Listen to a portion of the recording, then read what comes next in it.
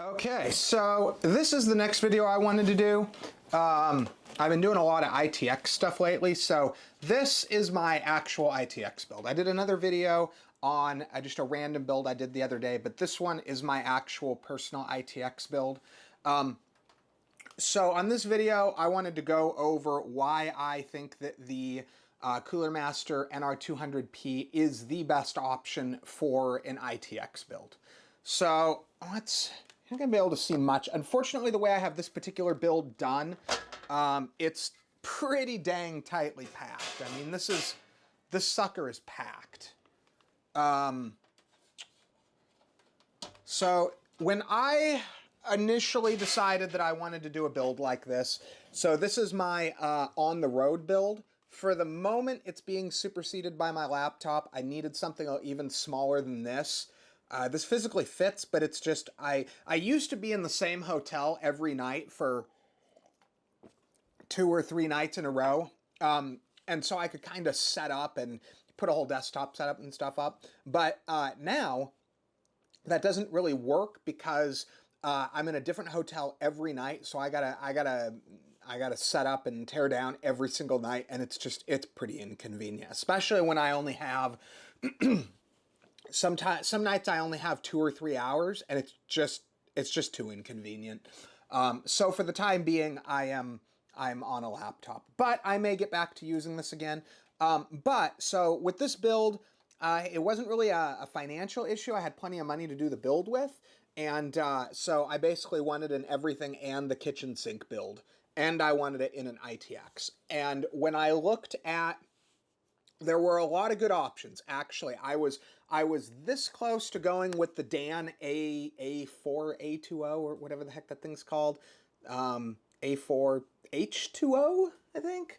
The reason I went with this was because anything smaller than the NR200, there were sacrifices I didn't want to make. So, for example, I've got at the moment. Let's see if I can do this without knocking it over. This thing's actually really heavy. So at the moment, I've got a Radeon RX 6800 XT in here, which I believe, it's pretty similar to a 3080 size-wise. Oops, dang it. Sorry if you guys heard that. That's my mic kind of dipping. Still getting used to this thing. So the thing with the other cases was I wasn't going to be able to fit what I consider a full-size video card, something like a 4090. I think the new version of this can take a 4090. Actually, I think this one, is this 3? Yeah, it is 3. Okay, so this could fit probably a 4090 Founders if you really wanted to. But I wanted the ability to fit the card that I'm using right now is an EVGA FTW3 3080. I wanted to be able to fit a large 3080. I wanted a 3080, I wanted a liquid cooler, I wanted a bigger liquid cooler like you see here, but I wanted a liquid cooler, definitely. And then I wanted a 3.5-inch hard drive. So all the other cases I looked at, I had to sacrifice on at least one of those things. If I went with the larger video card, I was going to have to sacrifice on a 3.5 drive. So the reason I wanted a 3.5 drive, you can tell me, oh, nobody uses that anymore. Well, I put an 18 terabyte drive in this thing because it goes with me on the road. So I wanted to be able to hold everything I could possibly ask for in this particular build,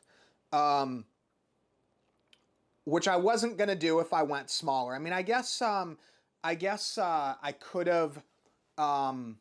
I could have gone with external, and I may still do that. I may shrink. I didn't see the point of saving the space and then using external drives. I wanted everything in one build. So this can take the build as it's configured now with the specific board.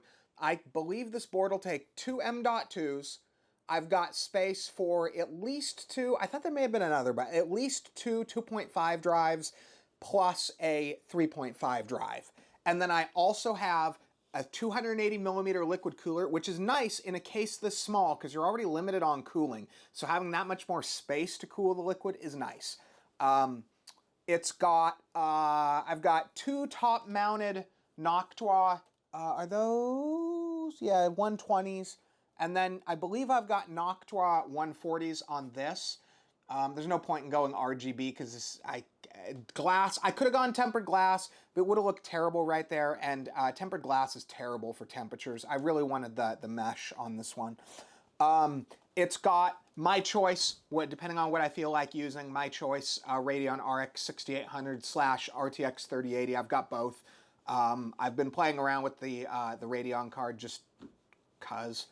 And then it's also got a SFX power supply, which that was the other thing. Some of the smaller cases used Flex ATX, which I have come to the conclusion that if the question is Flex ATX, the answer is just no. Just absolutely not, just no. I've got one. The last build I did, it has one, and after really tooling around with the thing, I was able to get it to an acceptable volume level, but it took some effort and modding, and I'd rather just have a standard